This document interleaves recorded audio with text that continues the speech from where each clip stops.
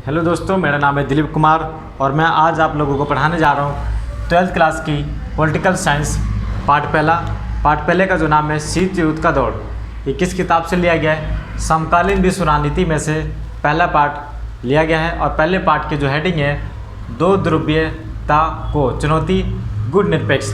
तो इसमें जो हम बात करने वाले हैं वो गुण निरपेक्ष के बारे में बात करने वाले हैं। तो मैं आपको एक बार फिर बता देना चाहता हूँ दोस्तों, इससे पहले मैंने 3 पार्ट इस वीडियो चैप्टर के मैंने बना रखे हैं। आप उनको सीरीज बाय आप देख लीजिए, पार्ट पहला पार्ट, ठीक है, पार्ट 1, पार्ट 2, पार्ट 3।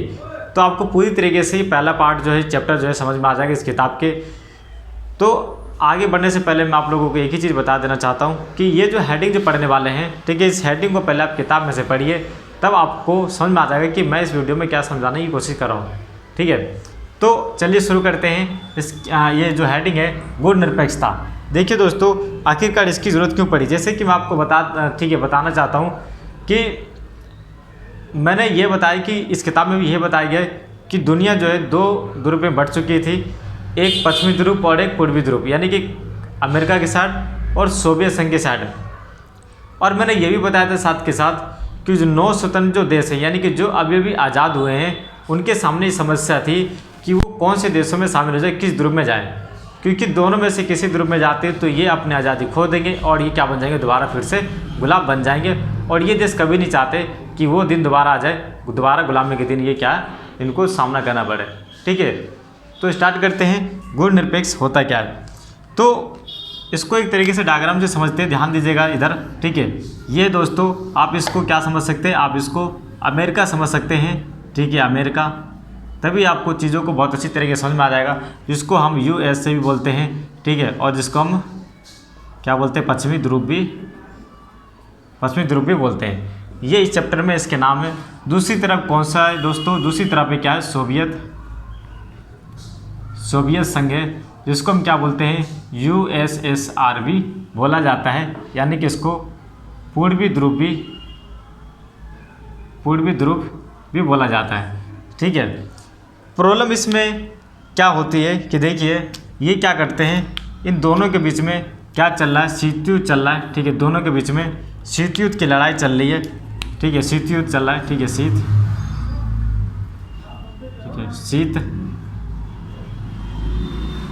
युद्ध चल रहा है। दोनों की जो लड़ाई है किसके ऊपर है, वो विचारधारा की है। विचारधारा की जो लड़ाई है दोनों के बीच में चल रही है। ये क्या कर रहा है, ये बाकी देशों को, जो 9 स्वतंत्र देश है उसको शामिल करने की कोशिश कर रहा है। ये भी जो देश है, ये भी अलग जो 9 स्वतंत्र जो देश है, छोटे देश है, उसको ये शामिल करने की कोशिश कर रहे हैं। अब लेकिन जो 9 स्वतंत्र जो देश है दोस्तों, ठीक है, वो कभी नहीं, वो नहीं चाहते कि दोनों देशों में शामिल हो जाए। ठीक है, 9 स्वतंत्र देश, ठीक है, दोनों महाशक्तियों, ठीक है, में से किसी भी देश में शामिल नहीं होना चाहते। ठीक है, जैसे कि कौन से देश है, जैसे कि भारत, ये भारत हो गया, ठीक है, अफ्रीका हो गया, यूगोस्लाविया हो गया। ठीक है, ये वो देश है जो क्या करते हैं, किसी भी देश में नहीं जाना चाहते, क्योंकि ये अभी क्या है, 9 स्वतंत्र देश है। ठीक है, कौन से, ये 9 स्वतंत्र देश है, अभी अभी आज़ाद हुए हैं। अगर ये किसी एक समूह में चले जाते हैं, ठीक है, अगर ये किसी एक समूह में चले जाते हैं तो इनकी खुद की जो पहचान है, इनकी खुद की पहचान नहीं रहेगी। ठीक है, क्योंकि इनके ऊपर कोई भी, इनके देशों के ऊपर इनका कोई भी हक नहीं रहेगा। ये जो भी फैसले लिए जाएंगे वो महाशक्तियों द्वारा इनके ऊपर लिया जाएगा। इन्होंने क्या करा, इन दोनों से बचने के लिए एक रास्ता निकाला और उसका नाम इन्होंने क्या रखा, उसका नाम इन्होंने रख दिया गुट निरपेक्ष। अब बात देखिए यहाँ पे दोस्तों, ये शब्द का मतलब क्या है, गुट निरपेक्ष है। तो गुट निरपेक्ष का मतलब होता है किसी भी गुट में शामिल ना होना। ठीक है, किसी भी गुट में शामिल ना होने को क्या बोला जाता है, गुण निरपेक्ष बोला जाता है। ठीक है, अब गुण निरपेक्ष जो है कौन से देशों का संगठन है, इसमें जो देश शामिल जो है, ठीक है, इसमें बहुत सारे देशों के मैं बता देता हूँ। ठीक है, कौन कौन से देश शामिल है। इसमें जो देश शामिल है उन देशों का नाम है, ठीक है। पहले उनके गुण निरपेक्ष देशों को पहले बता देते हैं, ठीक है, कि क्या चीज़ होती है ये। तो 9 स्वतंत्र देशों ने क्या करा, एक संगठन बनाया जिसका नाम उन्होंने क्या रखा, गुट निरपेक्ष इन्होंने रखा। गुट निरपेक्ष का मकसद क्या था, किसी भी गुट में शामिल ना होना, ठीक है। तो मैं आपको बता देता हूँ यहाँ पे गुट, ठीक है, निरपेक्ष किसी भी गुट में शामिल ना होना, ठीक है। गुट निरपेक्ष मतलब किसी भी गुट में शामिल ना होना। और इसके जो संस्थापक थे कौन कौन थे, ठीक है। इनके जो संस्थापकों को मैं नाम यहाँ पे लिख रहा हूँ, ठीक है। कौन कौन से देख लीजिए दोस्तों। जोसेफ ब्रास टीटो, ये कौन से थे, कहाँ के थे, यूगोस्लाविया के थे, ठीक है। ये संस्थापक है, ठीक है। यहाँ पे मैं लिख देता हूँ गुट निरपेक्ष के संस्थापक, ठीक है। गुट निरपेक्ष की क्या है, ये संस्थापक है, ठीक है। उसके बाद टोटल 5 लोग थे। दूसरे नंबर पे कौन आते हैं, ठीक है। दूसरे नंबर पे आते हैं जवाहरलाल नेहरू, ये कहाँ के थे, ये भारत के थे, भारत के प्रथम प्रधानमंत्री हैं। तीसरे नंबर पे कौन आते हैं, गमाल अब्दुल नासिर, ये कहाँ के थे, ठीक है, ये मिस्र के हैं, ठीक है, ये मिस्र के हैं। चौथे नंबर पे कौन आते हैं, चौथे नंबर पे आते हैं, ठीक है, सुकर्नो, और ये कहाँ के आते हैं, ये इंडोनेशिया के। 5वें नंबर पे कौन आते हैं, 5वें नंबर पे आते हैं बामे एनक्रुमा, और ये कहाँ के होते हैं, ये होते हैं घाना के प्रथम प्रधानमंत्री भी हैं, ठीक है। तो देखा आपने दोस्तों, इन 5 लोगों ने क्या करा, 5 लोगों ने इस संगठन की स्थापना करी। और अब ये सवाल ये उठता है कि इनके माइंड में कब आया और इन्होंने इसकी स्थापना किस तरीके से करी, ठीक है। तो मैं आपको बता देना चाहता हूँ, ठीक है, अच्छी तरीके से, कि आखिरकार इनको ज़रूरत क्यों पड़ी। तो ज़रूरत इसलिए पड़ी क्योंकि ये अपनी आज़ादी को खोना नहीं चाहते हैं, इनके पास कोई रास्ता नहीं था। इसलिए जो 9 स्वतंत्र जो देश थे उन्होंने एक ग्रुप बना लिया और ये बैठक हुई, ठीक है। और इन्होंने बैठक करी, और बैठक करने के बाद इन्होंने क्या करी, पहली जो बैठक हुई गुट, ठीक है, गुट निरपेक्ष की पहली बैठक, ये पहली बैठक 1956 में हुई, ठीक है। 1956 में इसकी पहली बैठक हुई, ठीक है। और इस बैठक में 3 लोग शामिल थे, ठीक है, 3 लोग शामिल थे। कौन से थे, एक जोसेफ थे, ठीक है, 3 लोग शामिल थे, जोसेफ, ठीक है, जोसेफ थे। दूसरे कौन से थे, जवाहरलाल नेहरू, ठीक है, शॉर्ट में लिख देता हूँ।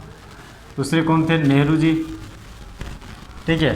और तीसरे व्यक्ति कौन थे, तीसरे व्यक्ति थे नासिर, ठीक है। ये 3 लोग थे जो इस बैठक में शामिल हुए थे कि ये गुट निरपेक्ष होनी चाहिए कि नहीं होनी चाहिए, होगी तो क्या इसका क्राइटेरिया रहेगा, किस विषय पे ये कार्य करेंगे, ठीक है।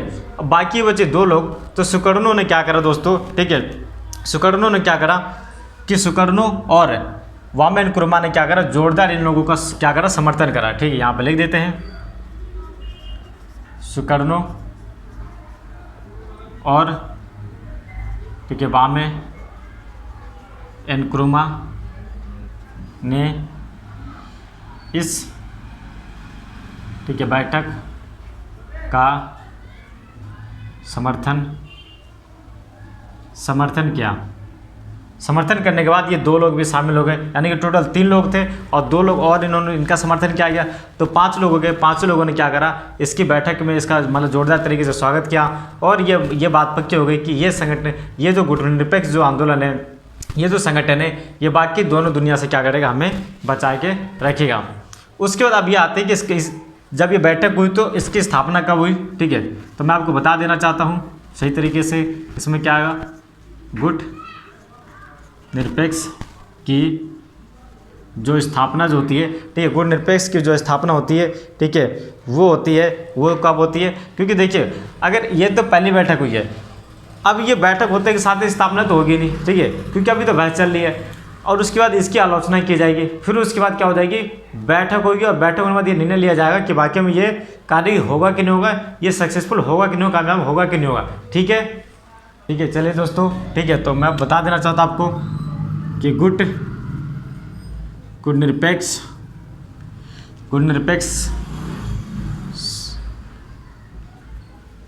आंदोलन का पहला सम्मेलन 1961 में कहाँ हुआ? ठीक है, बेलग्रेड में हुआ। ठीक है, इनके बेलग्रेड में हुआ, और इसका जो मकसद था, वो इसका मकसद क्या था दोस्तों? इसके जो मकसद थे, ठीक है, यहाँ पे लिख देता हूँ।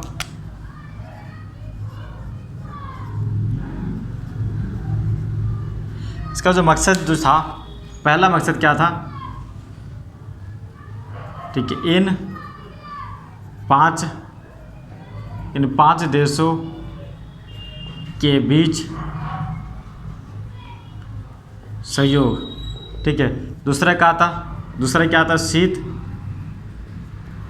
शीत युद्ध का प्रसार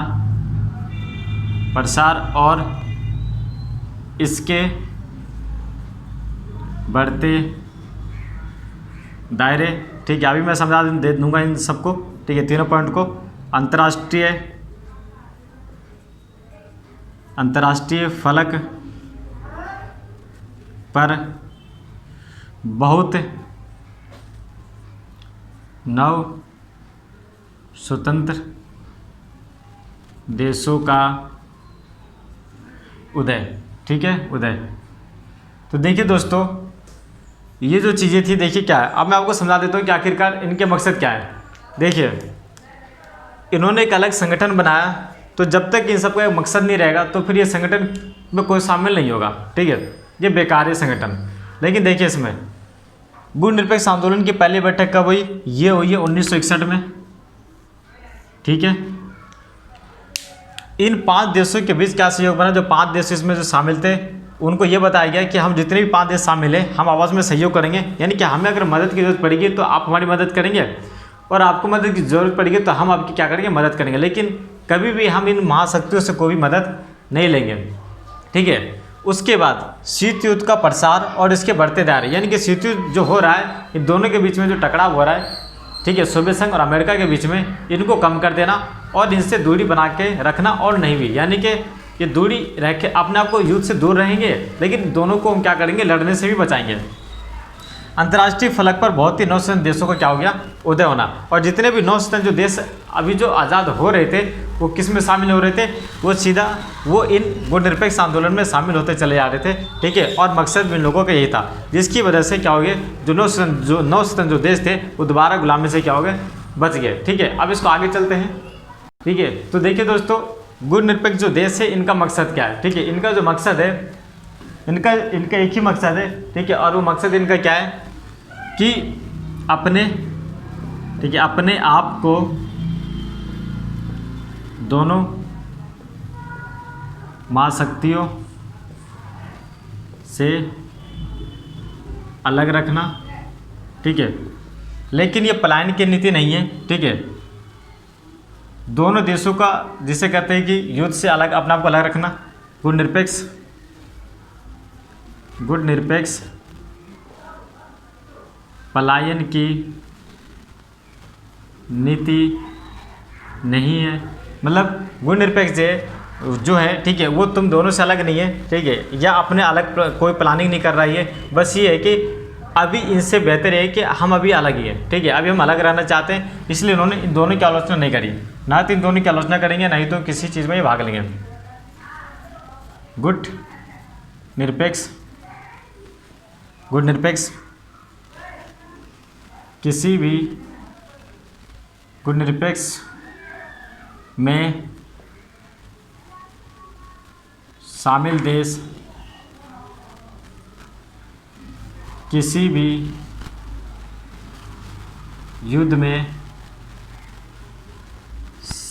शामिल नहीं होंगे और ना ही युद्ध होने देंगे। और कोशिश की जाएगी कि इस जो मामले है, जो युद्ध का जो मामला है, उसको सावधानीपूर्वक और विचारों से क्या किया जाए, उसको सुलझा लिया जाए। तो ये था दोस्तों गुडनिरपेक्ष के बारे में। ठीक है, तो मैं आपको पूरी डिटेल को दोबारा से समझा देता हूँ कि आखिरकार ये चीज़ें ठीक है। तो मैं आपको बता देता हूँ कि एक तरफ क्या है अमेरिका और एक तरफ क्या है सोवियत संघ है। ठीक है, अमेरिका की जो विचारधारा है वो क्या है, पूंजीवादी है, और सोवियत संघ की जो विचारधारा वो क्या साम्यवादी है। अब ये दोनों देश क्या करते, दो ध्रुवी आजमा लेते हैं, यानी कि पूरी पृथ्वी के जो देश हैं, 9 स्वतंत्र देश हैं, उनको क्या करते हैं, अपने अंदर शामिल करने की कोशिश करते हैं। अब जो नए नए जो आज़ाद जो हुए देश, उनके सामने प्रॉब्लम हो जाती है, टेंशन आ जाती है कि अभी भी हम आज़ाद हुए हैं, फिर ये दोबारा हम किसी न किसी एक देश में शामिल होना पड़ेगा हमें, हम दोबारा फिर क्या चलेंगे, गुलामी की कगार पे चले जाएंगे, यानी कि दोबारा हम गुलाम बन जाएंगे, फिर उसके बाद उसके चंगुल से छूटना मुश्किल हो जाएगा। तो जो 9 स्वतंत्र जो देश होते हैं, ये क्या करते हैं, अपने आप को एक अलग संगठन में बांधने की कोशिश करते हैं, और उसका नाम क्या है, गुडनिरपेक्ष। गुडनिरपेक्ष जो बैठक होती है वो होती है 1956 में बैठक होती है इसकी, और इस बैठक में क्या किया जाता है कि ये लोग फैसला करते हैं कि हमें क्या करना है। तो फैसला यही होता है कि हम गुडनिरपेक्ष की नीति आजमाएंगे, यानी कि किसी भी देशों में शामिल नहीं होंगे। ठीक है, फिर उसके बाद इसकी जो पहली बैठक जो होती है, इस स्थापना जिसे कह सकते हो कि गुडनिरपेक्ष जो स्थापना हो जाती है लीगल तरीके से, वो 1956 में होती है। 5 देश इसमें शामिल होते हैं, बामे नक्रुमा है, सुकर्णो है। ठीक है, उसके बाद भारत के जो प्रधानमंत्री है पहले, वो जवाहरलाल नेहरू है, ये कुछ और भी ऐसे 2-4 लोग हैं, यानी कि 5 टोटल जो लोग हैं, इनमें क्या होते हैं, गुडनिरपेक्ष में सहयोग देते हैं और उसकी स्थापना कर देते हैं। इसका जो मकसद होता है दोस्तों, इसका मकसद क्या होता है कि अपने आप को दोनों महाशक्तियों से बचाना, और जितने भी गुडनिरपेक्ष में जो शामिल जो देश है आपस में सहयोग करना। ठीक है, और शीत युद्ध के दायरे को कम कर देना, दोनों महाशक्तियों को लड़ने से बचाना और युद्ध ना होने देना। ठीक है, और जो नए नए जो देश है उनको गुडनिरपेक्ष में शामिल करना, और उनको ये फायदे बताना कि अगर आप गुडनिरपेक्ष में शामिल होते हैं तो आपको आज़ादी ही आज़ादी रहेगी, आपको किसी महाशक्ति में एक में जाने की कोशिश ठीक है नहीं की जाएगी, यानी कि आपको जरूरत नहीं पड़ेगी जाने की। ठीक है, आप आज़ाद रहेंगे। तो ये जो मकसद था, ठीक है, गुडनिरपेक्ष का मकसद है। अगर आपको ये मेरी वीडियो पसंद आई हो तो आप मेरी वीडियो को लाइक और शेयर ज़रूर करिए। अगर आपको समझ में नहीं आया तो आप मेरी वीडियो के नीचे जो कमेंट्स बॉक्स है वहाँ पे कमेंट कर सकते हैं। फिर मिलते हैं नेक्स्ट वीडियो में। आप ये चौथा पार्ट बन चुका है, ये इससे पहले मैंने 3 पार्ट बना चुका हूँ। ये पूरा चैप्टर आज कंप्लीट होता है शीत युद्ध के बारे में। ठीक है, ये जो शीत युद्ध जो चल रहा था, शीत युद्ध का दौर, ये पहला चैप्टर हमारा कंप्लीट होता है। फिर मिलते हैं नेक्स्ट वीडियो में नेक्स्ट चैप्टर के साथ। अब तक के लिए नमस्ते।